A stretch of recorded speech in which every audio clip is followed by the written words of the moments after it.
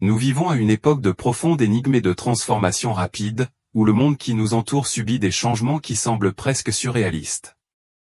Chaque jour apporte de nouvelles découvertes qui remettent en question et élargissent notre compréhension de l'univers.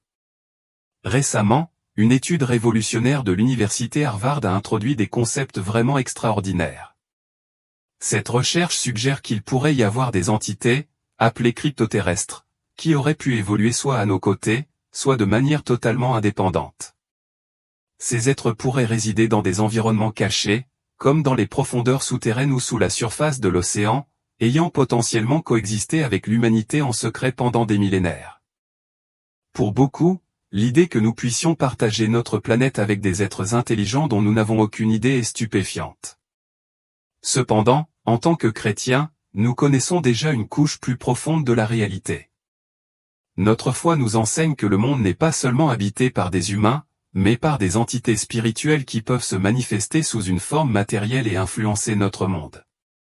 Ce qui a particulièrement retenu mon attention et peut-être la vôtre aussi, c'est l'étude de Harvard qui met l'accent sur la possibilité que ces entités puissent vivre sous terre ou dans les profondeurs de l'océan. Cette idée a récemment gagné du terrain, renforcée par diverses découvertes et théories qui lui donnent du crédit. Plus tôt cette année, dans un podcast avec Joe Rogan, Tucker Carlson a exploré le sujet des phénomènes aériens non identifiés, PAN, et des entités extraterrestres. Carlson a proposé une extension intrigante de cette théorie: ces êtres pourraient ne pas être extraterrestres au sens conventionnel du terme, mais être des entités spirituelles qui existent depuis longtemps, résidant sous la surface de la Terre et dans les abysses de l'océan. Il a souligné un nombre croissant de preuves suggérant que ces êtres pourraient ne pas être des visiteurs venus de l'espace, mais plutôt des cohabitants cachés de notre monde, dissimulés dans ses endroits les plus profonds et les plus inaccessibles. En général, il est clair que nous n'avons aucun contrôle sur ces objets mystérieux. Ils ne sont pas le produit de la technologie américaine, russe ou chinoise. En fait, leurs origines sont probablement antérieures à toutes ces avancées modernes. Prenons par exemple les observations de Kenneth Arnold dans les années 1950, il a observé des soucoupes volantes, des objets en forme de disque se déplaçant au-dessus des montagnes. Ce phénomène est repris dans des textes anciens, comme la vision décrite par le prophète Ézéchiel dans le premier chapitre de son livre, où il parle de « roue dans le ciel ». Lorsque vous lisez le récit d'Ézéchiel, cela semble en effet étonnamment bizarre, mais c'est une notion que l'on retrouve non seulement dans les écritures hébraïques, mais dans diverses cultures anciennes. Ces récits suggèrent que ce dont nous sommes témoins pourrait être un phénomène spirituel plutôt qu'une technologie extraterrestre. L'idée dominante selon laquelle ces entités viennent d'autres planètes pourrait être trompeuse. La théorie de Tucker Carlson, bien que controversée, correspond à une réalité inquiétante. Notre connaissance de l'espace dépasse de loin notre compréhension de nos propres océans. National Geographic rapporte que plus de 80% des océans restent inexplorés. En fait, nous avons cartographié et étudié davantage les surfaces de la Lune et de Mars que le fond de nos propres océans. Compte tenu de ce contraste frappant, il n'est pas difficile d'imaginer que si des êtres résident sous les océans, ce ne serait que maintenant, grâce au progrès technologique croissant, que nous pourrions commencer à les apercevoir. Si ces cryptoterrestres ou entités spirituelles ont effectivement vécu parmi nous, cachés sous la surface de la Terre ou au plus profond des mers, notre manque de connaissances à leur sujet n'est peut-être pas si surprenant. Lorsqu'Harvard parle d'extraterrestres ou de cryptoterrestres, ils imaginent souvent ces êtres comme de petits hommes verts ou des entités biologiques d'autres planètes. Cependant, je penche pour une explication différente. Je crois que ces êtres ne sont pas des extraterrestres mais plutôt des démons ou des esprits impurs se déguisant en ces soi-disant créatures. Bien que l'existence d'extraterrestres soit possible, je ne pense pas qu'ils correspondent à la description de Harvard. Au contraire, je suis d'accord avec le point de vue de Tucker Carlson selon lequel ces entités sont des êtres spirituels qui ont croisé à plusieurs reprises notre monde. Les Écritures nous fournissent des preuves de la présence d'êtres spirituels sur Terre. De par leur nature même, les êtres spirituels sont étrangers à l'existence humaine. Cela est évident dans Genèse 6, où les anges déchus créent les Néphilim, et dans Daniel 10, où les êtres angéliques subissent des retards en raison de la guerre spirituelle. Les évangiles racontent également que Jésus a chassé les démons, affirmant la réalité des esprits mauvais et impurs. Certains peuvent trouver le concept de démons difficile à accepter, mais même Jésus-Christ lui-même a reconnu leur existence et les a chassés. La Bible nous met constamment en garde contre ces êtres spirituels et leur influence. L'une des découvertes les plus étonnantes de cette année est la révélation d'un océan colossal caché à 700 km sous la surface de la Terre. Les scientifiques ont découvert ce vaste océan souterrain, qui se trouve juste au-dessus du manteau inférieur dans une région connue sous le nom de zone de transition du manteau. Et écoutez bien ceci, la taille de cet océan caché est environ 3 fois le volume de tous les océans de surface de la Terre réunis. Pouvez-vous saisir l'énormité de cela ? Cet immense océan caché est un témoignage de la puissance impressionnante de Dieu.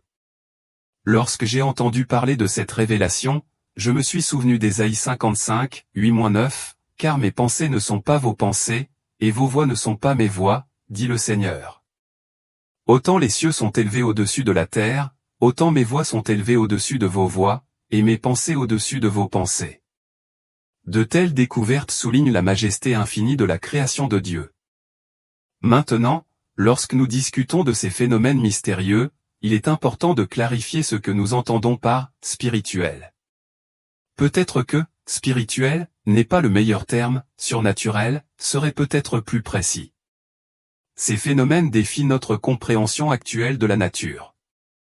Par exemple, lorsque nous observons leur comportement physique, nous voyons des anomalies qui remettent en question notre compréhension de la physique, comme des objets se déplaçant à des vitesses incroyables sous l'eau sans aucun moyen de propulsion visible. Imaginez un objet se déplaçant à 500 nœuds sous l'eau, tel que détecté par un sonar. Cette vitesse dépasse de loin ce que nous pensions possible pour un voyage sous-marin et soulève des questions sur notre compréhension des lois physiques. Oui, c'est vrai, il existe des cas enregistrés d'objets se déplaçant à ces vitesses extraordinaires sous l'océan. De plus, il existe des preuves convaincantes montrant que ces phénomènes non seulement pénètrent dans l'eau depuis le ciel, mais en émergent également. Cette activité continue sous la surface de l'océan suggère qu'il y a beaucoup plus à explorer et à comprendre. La vitesse et le comportement de ces objets remettent en question nos connaissances scientifiques actuelles et suggèrent la présence de forces ou d'entités au-delà de notre compréhension conventionnelle. Des scientifiques de l'université Northwestern ont dévoilé un océan souterrain qui pourrait dépasser le volume combiné de toutes les eaux de surface de la Terre. Cette découverte révolutionnaire remet en question notre compréhension antérieure des origines de l'eau et de la composition de notre planète. Elle nous rappelle brutalement à quel point nos connaissances peuvent être limitées. Malgré notre technologie avancée et la sophistication de nos vies modernes, symbolisées par les smartphones et d'autres innovations, nous restons largement ignorants de notre propre planète. Nous marchons souvent avec un sentiment de supériorité, croyant que nous avons maîtrisé notre monde, mais il existe des domaines entiers de l'existence qui restent obscurs à notre vue. Si nous venons de découvrir un océan souterrain aussi colossal, on peut se demander ce qui se cache encore sous nos pieds. En tant que chrétiens, nous ne sommes pas sans guide lorsqu'il s'agit de ces mystères. La Bible fournit de nombreuses références aux profondeurs et aux entités qui résident sous la surface de la Terre. Il est remarquable de constater que certains de ces passages bibliques font écho aux révélations et théories scientifiques récentes. Considérez Philippiens 2, 10-11, afin qu'au nom de Jésus tout genou fléchisse dans les cieux, sur la terre et sous la terre, et que toute langue confesse que Jésus-Christ est Seigneur, à la gloire de Dieu le Père. Ce verset est remarquable par sa mention d'être dans 3 domaines distincts, le ciel, la terre et sous la terre. Il suggère l'existence d'entités, qu'elles soient spirituelles ou physiques, qui habitent sous la surface de la terre. Les théologiens ont longtemps spéculé que cela pourrait faire référence aux morts ou à d'autres êtres spirituels. De même, Apocalypse 5h3 déclare « Mais personne dans le ciel, ni sur la terre, ni sous la terre, ne pouvait ouvrir le livre ni même le regarder. » Ce passage fait à nouveau allusion à des êtres non seulement dans le ciel et sur la terre, mais aussi sous la terre. Cela correspond à l'idée que des entités anciennes et cachées ou qu'il s'agisse de cryptoterrestres, d'êtres spirituels ou d'une autre forme peuvent exister sous la surface de notre planète. De telles références bibliques soulignent l'idée que notre compréhension du monde et de ses mystères est encore en cours de développement, et que les dimensions spirituelles de l'existence sont aussi profondes et vastes que les dimensions physiques que nous continuons d'explorer. Exode 20h4 déclare, « Tu ne te feras aucune image taillée, ni aucune représentation quelconque des choses qui sont en haut dans les cieux, qui sont en bas sur la terre, ou qui sont dans les eaux plus bas que la terre. » Ce verset interdit non seulement la création d'images d'êtres célestes ou terrestres, mais mentionne aussi spécifiquement les eaux qui se trouvent sous la terre. Cela pourrait-il faire allusion au vaste océan souterrain récemment découvert, ou peut-être aux entités spirituelles qui pourraient habiter ces royaumes cachés? La Bible a beaucoup à dire sur les aspects cachés et invisibles de la création. Un exemple frappant est le Léviathan décrit dans Job 41. Le Léviathan est décrit comme une créature marine énorme et redoutable, si puissante que Job ne pouvait espérer l'affronter. Dans ce passage, Dieu utilise le Léviathan pour illustrer les propres limites de Job et pour magnifier sa puissance divine. La description de la puissance du Léviathan sert à souligner l'énorme différence entre la fragilité humaine et l'omnipotence de Dieu. Les questions et les défis de Job à Dieu, que l'on trouve dans les chapitres 26 à 31, sont confrontés à une description vivante de la force formidable du Léviathan, renforçant la suprématie de Dieu. Si Dieu est capable de créer une créature aussi immense et redoutable, à quel point est-il plus grand que tout ce que nous pouvons imaginer? Dans les chapitres 38 à 41, Dieu s'adresse directement à Job, utilisant la grandeur du monde naturel pour révéler les limites de la compréhension humaine. Ce dialogue sert à humilier Job, à restaurer son émerveillement devant la puissance illimitée de Dieu. Peux-tu attraper le Léviathan avec un hameçon ou lui attacher la langue avec une corde? Si tu portes la main sur lui, tu te souviendras de la lutte et tu ne recommenceras plus jamais. Son souffle jette des éclairs de lumière. Ses yeux sont comme les rayons de l'aube. Des flammes jaillissent de sa bouche. Des étincelles de feu jaillissent. Le Léviathan est un symbole des forces et des créatures qui transcendent la compréhension humaine, que ce soit dans les domaines physiques ou spirituels. Cela nous rappelle que la puissance de Dieu surpasse tout être terrestre ou surnaturel. Étant donné la nature profonde de ces descriptions anciennes, il ne serait pas surprenant que des créatures apparentées au Léviathan existent encore aujourd'hui dans nos océans. Tucker Carlson a suggéré que certains des phénomènes dont nous sommes témoins ou des vaisseaux qui apparaissent et disparaissent, des lumières qui se déplacent de manière inexplicable pourraient être de nature spirituelle. Ces observations remettent en question notre compréhension de la physique et incitent même les gouvernements à reconnaître leur nature énigmatique. Pourraient-elles être des entités spirituelles opérant au-delà des limites de la réalité observable? En tant que chrétiens, nous sommes appelés à être vigilants et à faire preuve de discernement, d'autant plus que la Bible prophétise des événements étranges et inexplicables dans les derniers jours. Le livre de l'Apocalypse parle de signes dans les cieux et sur la terre, des événements qui défient toute explication conventionnelle et indiquent une guerre spirituelle en cours. Les phénomènes mystérieux que nous rencontrons pourraient bien être des signes des temps, nous poussant à préparer nos cœurs et nos esprits au retour prochain du Christ. La Bible révèle que sous nos pieds se trouvent des aspects cachés de la création, comme cela est prédit dans l'Apocalypse, ce qui suggère que notre compréhension du monde est loin d'être complète. Plongeons-nous dans quelques exemples intrigants de l'Apocalypse qui mettent en évidence les événements spirituels profonds et mystérieux qui se produisent pendant la fin des temps. Apocalypse 9, 1-3 décrit une scène dramatique et troublante, le 5e ange sonna de la trompette. Et je vis une étoile qui était tombée du ciel sur la terre. La clé du puits de l'abîme lui fut donnée. Il ouvrit le puits de l'abîme. Et il monta du puits une fumée, comme la fumée d'une grande fournaise. Le soleil et l'air furent obscurcis par la fumée du puits. De la fumée sortirent des sauterelles qui se répandirent sur la terre. Il leur fut donné un pouvoir comme le pouvoir qu'ont les scorpions de la terre. Ce passage dévoile l'ouverture de l'abîme, un royaume souterrain énigmatique caché à la perception humaine.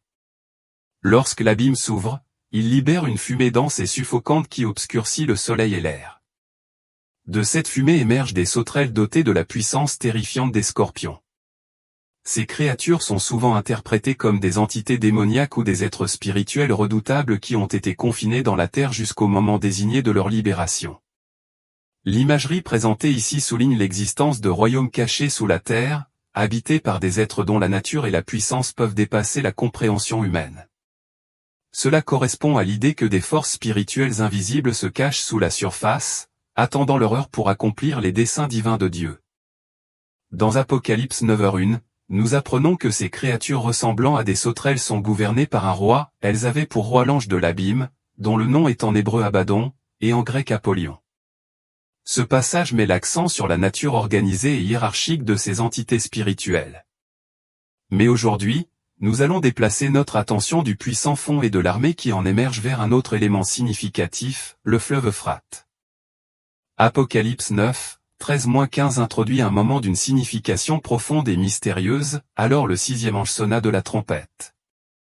Et j'entendis une voix venant des quatre cornes de l'autel d'or qui est devant Dieu, disant au sixième ange qui avait la trompette, délie les quatre anges qui sont liés sur le grand fleuve d'Euphrate. Ainsi furent déliés les quatre anges qui avaient été préparés pour l'heure, le jour, le mois et l'année, pour faire périr le tiers de l'humanité. Ce passage révèle la libération de quatre anges qui ont été liés sur le fleuve Euphrate, un site d'une immense importance spirituelle et prophétique. Ces anges, liés jusqu'à un moment précis, sont libérés pour provoquer un événement catastrophique qui entraînera la mort d'un tiers de l'humanité. Le fleuve Euphrate, symbole d'importance à la fois historique et spirituelle, sert de lieu pour cette libération cruciale, reliant ces événements à d'anciennes prophéties et à des jugements divins. Ces passages mettent en évidence la description que fait la Bible de royaumes cachés et mystérieux sous la terre, habités par des êtres et des forces spirituelles qui seront révélés au moment choisi par Dieu. Il nous rappelle l'immensité et la complexité de la création de Dieu et de son plan pour la fin des temps, soulignant qu'il y a bien plus que notre compréhension actuelle qui attend d'être révélée. La libération des quatre anges près du grand fleuve Euphrate marque un changement radical dans le livre de l'Apocalypse. Jusqu'à ce point, les quatre premières trompettes servaient d'avertissement à un appel divin à la repentance et un plaidoyer pour revenir à Dieu. Cependant, les cinquième et sixième trompettes inaugurent une forme de jugement plus sévère, visant ceux qui ont obstinément refusé de se repentir. Lorsque la sixième trompette sonne, quatre anges liés au fleuve Euphrate sont libérés. Cela soulève plusieurs questions profondes. Qui sont ces anges? Pourquoi sont-ils liés? Et pourquoi le fleuve Euphrate est-il si important dans ce contexte? Ces anges ne sont pas des êtres célestes ordinaires.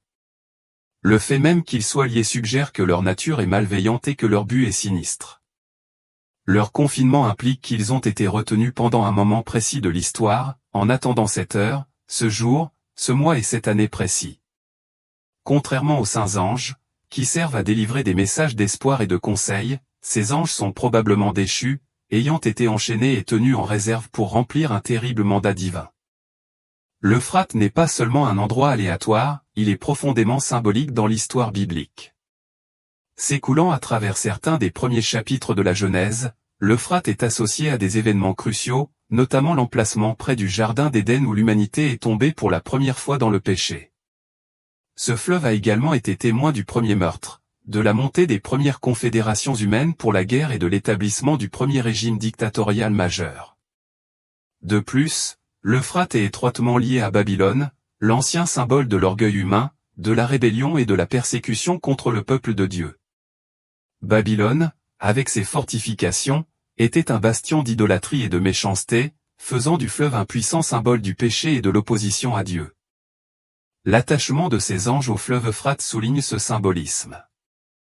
Leur confinement à cet endroit représente leur incarnation de la rébellion et du péché que symbolise le fleuve. Leur libération signifie un changement radical dans le plan divin, le jugement n'est plus reporté, mais est arrivé. Alors que les premières trompettes servaient d'avertissement, les cinquième et sixième trompettes apportent des actes directs de colère divine sur un monde qui reste obstinément impénitent. Dans le premier malheur, l'humanité a connu le tourment mais est restée en vie. Cependant, dans le deuxième malheur, la libération de ces anges entraîne la mort d'un tiers de l'humanité par le biais d'une armée colossale d'un autre monde. Apocalypse 9, 16-19 développe davantage cette vision, décrivant une armée de 200 millions de personnes. Jean décrit les cavaliers avec des cuirasses d'un rouge ardent, de bleu et de jaune soufre. Leurs chevaux ont des têtes de lion et de leur bouche crache du feu, de la fumée et du soufre, entraînant la mort d'un tiers de l'humanité. Leurs queues sont décrites comme serpentines, infligeant des dégâts supplémentaires. Cette image grotesque et horrifiante transcende les interprétations militaires conventionnelles ou de la guerre moderne. Il ne s'agit pas de cavaliers ordinaires ni de chevaux familiers. Au lieu de cela, la vision dépeint un royaume bien au-delà de la compréhension humaine, une armée d'êtres démoniaques libérés des profondeurs de la terre. Ces êtres, jusqu'à présent liés et cachés, sont libérés pour exécuter le jugement de Dieu, se manifestant comme une manifestation terrifiante de la rétribution divine contre un monde imprégné de péché et de rébellion. Comme je l'ai mentionné au début de ce sermon, il existe des forces étranges et terrifiantes cachées sous la terre, des mystères qui défient notre compréhension et des entités spirituelles d'une puissance immense et inimaginable, toutes attendant le commandement de Dieu pour être libérées dans notre monde. La révélation de ces anges et de l'armée redoutable qu'ils commandent sert de rappel brutal des mystères profonds et énigmatiques qui sont enfouis sous nos pieds, attendant le moment désigné de leur dévoilement. Dans notre vie quotidienne, nous évoluons souvent dans nos routines avec un sentiment de normalité et de certitude, en considérant rarement les profondeurs vastes et insondables qui se trouvent sous nous. Nous marchons dans les rues des villes, à travers les champs ouverts et le long des rivières sereines, inconscients des royaumes cachés qui s'étendent sous la surface.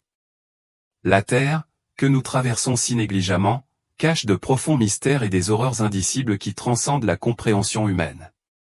Sous le sol et sous les océans, il y a des couches d'existence qui restent enveloppées d'obscurité et de secrets. Ces profondeurs ne sont pas seulement physiques, ce sont des royaumes spirituels où de puissantes forces sont liées et cachées, attendant le moment divin où elles seront libérées. Dans nos mouvements quotidiens, nous nous arrêtons rarement pour réfléchir à l'ampleur de ce qui se trouve sous nos pieds. Pourtant, les Écritures révèlent que ces royaumes cachés sont plus que de simples espaces physiques, ce sont des champs de bataille spirituels où des forces d'une puissance immense attendent le commandement de Dieu. Le dévoilement de ces forces dans l'Apocalypse est un rappel des mystères divins qui se trouvent au-delà de notre portée, cachés dans les profondeurs profondes de la terre. Alors que nous naviguons dans nos vies, soyons conscients de la vérité impressionnante selon laquelle il existe des royaumes de terreur et d'émerveillement juste sous nos pieds, attendant le jour où ils apparaîtront à la lumière, accomplissant le plan ultime de Dieu.